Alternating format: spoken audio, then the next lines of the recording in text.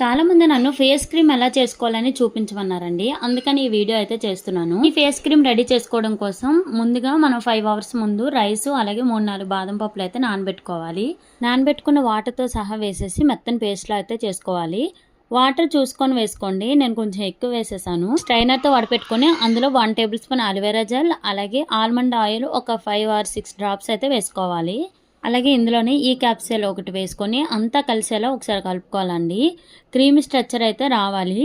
నేను వాటర్ అనుకోకుండా ఎక్కువ వేసేసండి. మీరు కొంచెం చూసుకొని వేసుకోండి. అప్పుడే మనకి క్రీమీ స్ట్రక్చర్ అయితే వస్తుంది. ఈ విధంగా బాగా కలుపుతుంటే క్రీమ్ లాగా వస్తుంది.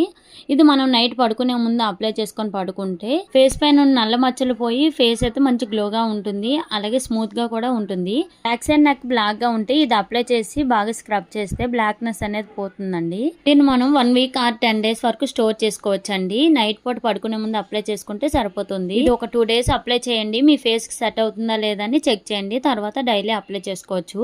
ఈ వీడియో మీకు నచ్చితే లైక్ చేసి ఛానల్ అయితే తప్పకుండా ఫాలో చేయండి friends. Thank you for watching.